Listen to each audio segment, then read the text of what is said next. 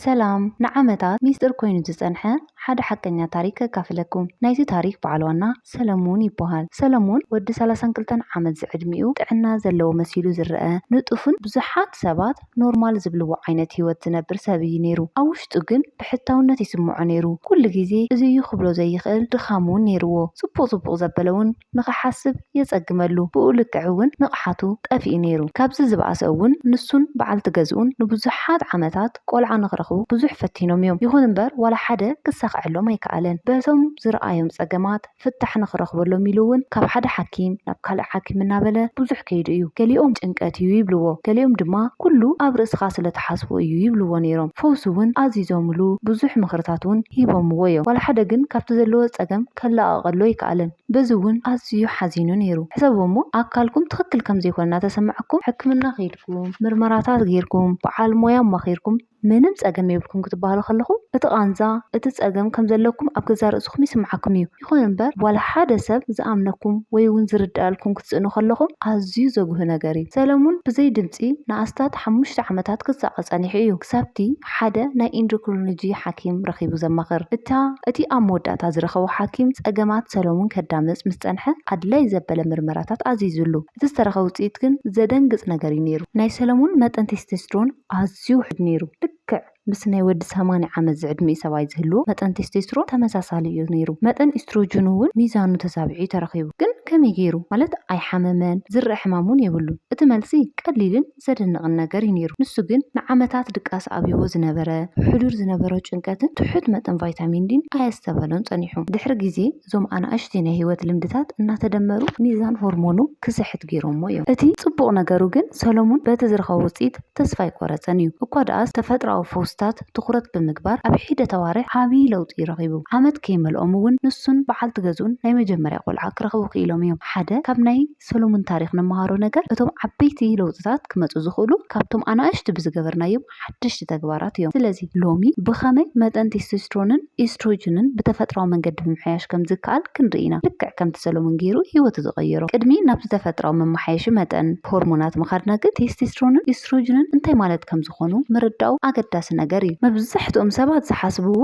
ቴስቶስትሮን ናይ ወዲ ተባዕታይ ሆርሞን ኤስትሮጅን ድማ ናይ ደቂ ኣንስትዮ ሆርሞን ገይሩ እዩ ዝውሰድ ይኹን እምበር እቲ ሓቂ ክልቴና ደቂ ኣንስትዮን ደቂ ተባዕትዮን ክልቲኦም ሆርሞናት ኣለውና እዮም መጠኑ ግን ይፈላለ እዩ ተወሳኺ ንጥዕናና ንስምዒትና ንሓይልና ኢሉ እውን ንምርኢትና ኣዝዩ መገደስቲ ሆርሞናት እዮም እስቲ ሓደ ብሓደ ንርአዮም ቴስቶስትሮን ክበሃል ከሎ መብዛሕትኡ ሰብ ምስ ጭዋዳታት ይዘተሓዞ ይኹን እምበር እዚ ሆርሞን ካብ ጭዋዳ ንላዕሊ እዩ ቴስቶስትሮን ብቐዳምነት ኣብ ናይ ደቂ ተባዕትዮ ፍረ ነፍሲ ብንእሽተይ መጠን ድማ ኣብ ናይ ደቂ ኣንስትዮ እንቋቑሖን ጽካ ኣድሪናልን ይስራሕ ቴስቶስትሮን ንምንታይ ይጠቅም ተልና ድማ ኣብ ምህናፅ ጭዋዳታት ኣብ ምምሕያሽ ጥንካረ ኣብ ምድጋፍ ጥዕና ዘለዎ ጾታዊ ድሌት ቀያሕቲ ዋይታት ደም ክስርሑ ኣብ ምሕጋዝን ኣብ ምምሕያሽ ስምዒትን ብልሒ ኣእምሮን ዓብይ ግደ ኣለዎ እንድሕር ኣብ ኣካላትና ብዝተፈላለየ ምክንያት መጠን ቴስቶስትሮን ውሒዱ ኮይኑ ዝተፈላለዩ ጸገማት ከስዕብ ይኽእል እዩ ከም ኣብነት ድኻም ጭንቀት ምርሳዕ ኢሉ እውን ሓደጋ ሕማም ልቢ ክውስኽ ይኽእል እዩ ኣስዒብና ኤስትሮጅን ድማ ንረ ኤስትሮጅን ብቐዳምነት ኣብ ናይ ደቂ ኣንስትዮ እንቋቑሖ ይስራሕ ብውሕድ መጠን ድማ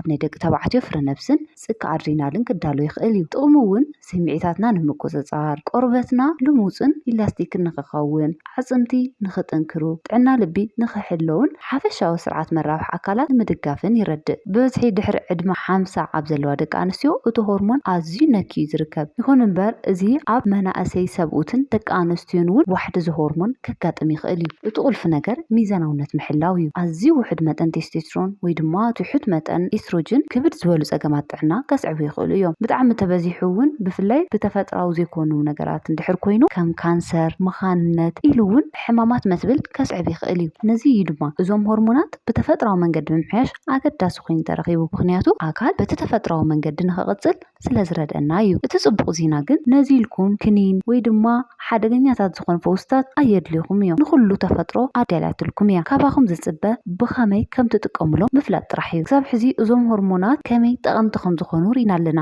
ኣስዒብና ድማ ዋሕድ ዞም ሆርሞናት ከም ዘለና ንምፍላጥ ዝረድኡና ምልክታት ክንርኢና እቲ ትክክለኛ ፀገም ኮይኑ ዘሎ መብዛሕትና ቢዚ ኢና ወይ እውን ክንሰምዖ ይደልን ኢና እወ ትሑት መጠን ቴስቶስትሮንን ትሑት መጠን ኤስትሮጅንን ኩሉ ግዜ ዓዊሎም ምልክት የርእዩን እዮም መጀመርያ ንእሽተይ ምልክት የርእዩ ድሕሪ ነዚኦም ርኢና ሸለል ኢልናዮም ድማ ናብ ዓበይቲ ናይ ጥዕና ፀገማት ክዓብዩ ይጅምሩ ስለዚ ናብኡ ከይበፅሐ ንፈልጠሎም ምልክታት ንርአዮም መጀመርያ ትሑት መጠን ቴስቶስትሮን ኣብ ደቂ ተባዕትዮ ዘርእዩ ምልክታት ክንርኢና ቀዳማይ ድኻም ይብለኩም ወላ ሙሉ ለይቲ እኹል ድቃስ ረኺብኩም ተሓደርኩም ናይ ድኻም ስምዒት ይገብረልኩም ደረጃ ምውፃእ ኣዝዩ ከቢድ ኮይኑ ይስምዓኩም ካልኣይ ስምዒታትኩም በብግዚኡ ይቀያየር ትጭነቁ ተሓርቁ ሰባት ኢኹም ትኾኑ መፅናዕትታት ከም ዘርእይዎ ኣብ ደቂ ተባዕትዮ ትሑት መጠን ቴስቶስትሮን ምስ ልዑል ቁፅሪ ጭንቀት ዝተኣሳሰረ እዩ ንእሽተይ ፀገማት ብቐሊሉ መድከምትን መጨነቅትን ኮይኖም ትረኽብዎ ሳልሳይ ጨዋራታትኩም ይንክዩ ክብደት ሰውነትኩም ከይተቐየረ ከሎ ፍኹስ ዝበልኩም መሲሉ ክስምዓኩም ይኽእል እዩ ክብደት ምልዓል እውን ካብቲ ዝነበርኩም ላዕሊ ከቢድ ኮይኑ ይስምዓኩም ራብዓይ ኣካል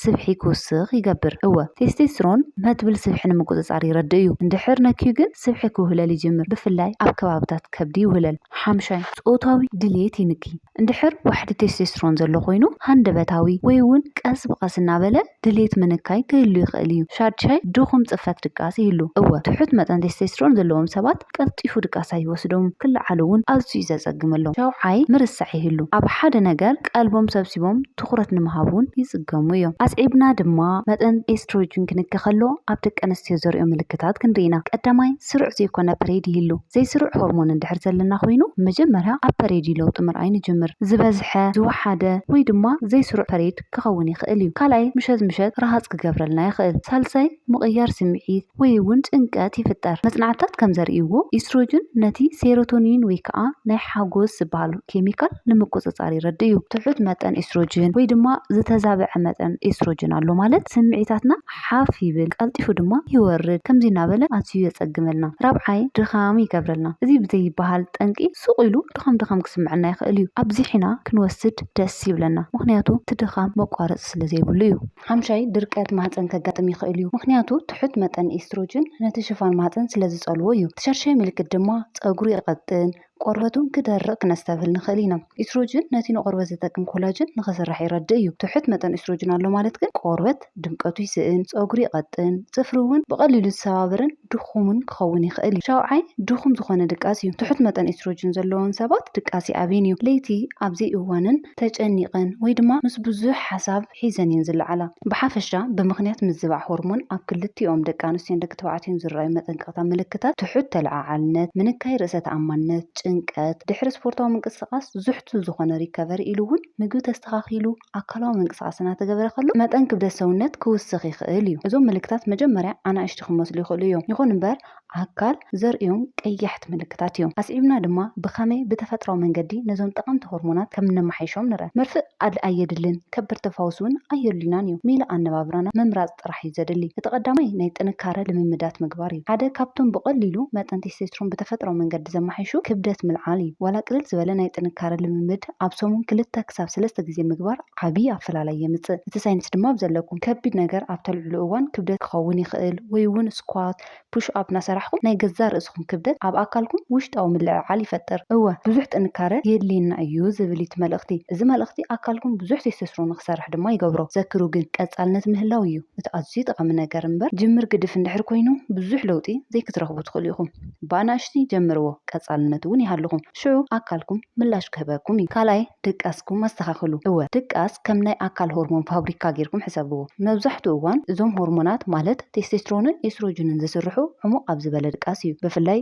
ብርኪ ሬም ኣብ ንበፅሐሉ እዋን መፅናዕትታት ከም ዘርእይዎ ንሓደ ሰሙን ድኹም ዝኾነ ድቃስ ተሃሊና ማለት ትሕቲ 6 ሰዓታት ተደቂስና መጠን ቴስቶስትሮን ብኣስታት 15 ሚእታዊ ክንኪ ይኽእል እዩ መጠን ኤስትሮጅን እውን ይንኪ እዚ ከዓ ምቅያር ስምዒት ክህሉ ክደኽመና ዘይተደለየ ክብደት ሰውነት ክፍጠርን ይገብር ስለዚ ተወሓደ በብምሸቱ ፅፈት ዘለዎ ካብ 7 ክሳብ 9 ሰዓታት ድቃስ ንርከብ ፅልምት ዝበለን ዝሕል ዝበለን መደቀሲ ክፍሊ እውን ይሃልወና ቅድሚ መደቃስና ዘሎ 1 ሰዓት እውን እስክሪን ነርሕቆ እዚኣ ተለማምድዋ ዋላ ኣብ ቀዳሚ ሰንበት እውን ሳልሳይ ጭንቀት ንምቁፅፃር ንፈትን ብዙሓት ሰባት ዘሰንበደ ሓቀብ ዘለኩም ጭንቀት ሆርሞንኩም ይቐትል እዩ ኣብ ትጨነቕሉ እዋን ኣካልኩም ኮርቲሶል ዝበሃል ሆርሞን ይሰርሕ ክልቲኦም ማለት ቴስቶስትሮን ኮርቲሶልን ድማ ጸላእቲ እዮም ኮርቲሶል እንድሕር በዚሑ ቴስቶስትሮን ይንኪ ሕዱር ዝኾነ ጭንቀት እውን ናይ ኤስትሮጅን ሚዛን ይዛብዕ እዩ ስለዚ መዓልታዊ ቅልል ዝበለ ናይ ምትንፋስ ምንቅስቃሳት ምጽሓፍ ዋላ ሰላማዊ ዝኾነ ናይ እግሪ ጉዕዞ መጠን ኮርቲሶል ብምንካይ ኣካል ጥዕና ዘለዎ ሆርሞን ንኽሰርሕ ይረድእ እዩ። ራብዓይ ጥዕና ዘለዎ ስብሕታት ብልዑ ንዓመታት ስብሒ ንጥዕናና ጽቡቅ ከም ዘይኮነ ኢና ተነገረና ጸኒሑ ሓቀይ ዶ እወ ይኹን እምበር ንሆርሞናትና ግን እዚ ትክክል ኣይኮነን። ኣካልና ቴስቴስትሮን ሆርሞንን ንኽሰርሕ ጥዕና ዘለዎ ስብሒ የድልዮ እዩ። ብዘይ እኹል ስብሒ ኣካልና ዞም ጠቐምቲ ሆርሞናት ክሰርሖም ኣይኽእል። ስለዚ ጥዕና ዘለዎም ስብሕታት ደኣ ኣበይ ክንረክብ ተይልኩም ብቐሊሉ ጥዕና ዘለዎም ስብሕታት ኣብ ኣቨካዶ፣ ዘይተውሊዕ፣ ዘይቲ ኮኮናት ከም በዓል ሰመን ዝበሉ ሰብሓዊ ዓሳታት ክርከቦም ይኽእል እዩ። ሙሉእ እንቋቑሖ እውን ኣይትፍርሕዎ ብኮሌስትሮል ዝተመልኡ እዮም። እዚ ከዓ ኣካል ነቶም ሆርሞናት ብተፈጥራዊ መልክዑ ንምስራሕ ዝጠቕሙ እዮም። ሓምሻይ እኹል ቫይታሚን ዲ ንርከብ። ቫይታሚን ዲ ቫይታሚን ጥራሕ ዘይኮነስ ኣብ ኣካላትና ልክዕ ከም ሆርሞን እዩ ዝጠቅም። ትሑት መጠን ቫይታሚን ዲ ምስ ትሑት መጠን ቴስቴስትሮንን ዝተዛብዐ መጠን ኤስትሮጅንን ዝተኣሳሰረ እዩ። እቲ ብሉፅ ምንጪ ቫይታሚን ዲ ፀሓይ ብርሃን እያ። ተወሓደ ኣብ መዓልቲ ካብ 15 ክሳብ 30 ደቃይቕ ዝኾን ፀሓይ ብርሃን ክንረክብ ይግባእ። መዓዝ ብኸመይ ንዝብል ድማ ኣብ ናይ ዝሓለፈ ቪድዮና ብዛዕባ ቫይታሚን ዲ ሰራሕናዮ መሊስኩም ምርኣይ ይከኣል እዩ። ሻድሻይ ጥዕና ዘለዎ ክብደት ሰውነት ይሃልወና። ብዙሕ ኣብ ኣካላትና ስብሒ ምህላው ብፍላይ ኣብ ከባብታት ከብዲ እንድሕር ሃሊና መጠን ሆርሞን ክዛብዓ ይኽእል እዩ። እወ ትሽታት ስብሒ ኣሮማቴዝ ዝበሃል ኤንዛይም ዝሓዙ እዮም። እዚ ከዓ ቴስቴስትሮን ናብ ኢስትሮጅን ንኽቕየር ይገብሩ። እዚ ማለት ብዙሕ ስብሒ ኣለና ማለት ትሑት መጠን ቴስቴስትሮንን ጥዕና ዘይብሉ መጠን ኤስትሮጅንን ይህሉ ኣለዎ ማለት እዩ። ሲክስ ፓክ ግድን የድሊ ማለት ኣይኮነን። ካብ 5 ክሳብ 10% ዝኾን ክብደት ሰውነትኩም ምንካይ ጥዕና ሆርሞን ብዓብዩ ከመሓይሸልኩም ይኽእል እዩ። ሻውዓይ ጥንቃቐ ክንገብሮ ዘለዎ ነገር ሆርሞን ዘዛብዑ ነገራት ምርሓቅ እዩ። ኣብ ናይ ሎሚ እዋን ዓለምና ሆርሞን ብዝጎድኡ ኬሚካላት ዝተመልአት እያ። እዞም ፌክ ዝኾኑ ኢስትሮጅናት ኣብ ናይ ፕላስቲክ ማይ መትሐዚ፣ ኣብ ዝተመስርሑ ምግብታትን ኣብ ገለ መከናኸኒ ቆርበትን ይርከቡ። ስለዚ ኣብ ክንዲ ፕላስቲክ ጠርሙዝ ማይ መትሓዚ ንሓዝ። ብዝተኻለ መጠን ተፈጥራዊ ዝኾነ መከናኸኒ ውፅኢታትን ኦርጋኒክ ዝኾኑ ምግብታትን ንጠቐም። ብተወሳኺ ካብ ሕልፊ ኣልኮልን ካብ ምትካኽን ክንቁጠብ ይግባእ። እቲ ሻምናይ ድማ ሆርሞንና ዘማሕሹ ምግብታት ምዝውታር እዩ። እወ ቴስቴስትሮንን ኤስትሮጅንን ብጽማቕ ሮማን ቆጽሎት ኣሕምልትን እንጣጢዕን ብዓብዩ ክመሓየሹ ይኽእሉ እዮም። ከምቲ ትሪእዎ እታ መዓልታዊ ንገብራ ንእሽተይ ለውጢ ኣብ ጥዕና ሆርሞን ዓብይ ለውጢ ክተርኢ ትኽእል እያ። ቀጻልነት እውን ይሃልወና። ተፈጥራዊ ዝኾነ ለውጢ ግዜ ይወስድ እዩ። ሆርሞንኩም ሓይልኩም፣ ስምዒትኩም ኮታስ ሂወትኩም እዩ። ስለዚ ብተፈጥራዊ መልክዕ ተንከባኸብዎ። ኣብ ቀጻሊ ሳይንስ መሰረት ዝገበሩ ናይ ጥዕና ትሕዝቶታት ንኽትረኽቡ ላይክ፣ ሼር፣ ሰብስክራይብ ምግባር ከይትርስዑ ኢኹም። ፈቲንኩሞ ዝሰርሐልኩም ካልእ ሜላ ኣማሓይሻ ቴስቴስትሮንን ኤስትሮጅንን ድሕር ሃልዩ ኮይኑ ኣብ ኮመንት ግደፍዎ። ብኻሊእ ተመሳሳሊ ትሕዝቶ ክሳብ ንረኸብ ሰላም።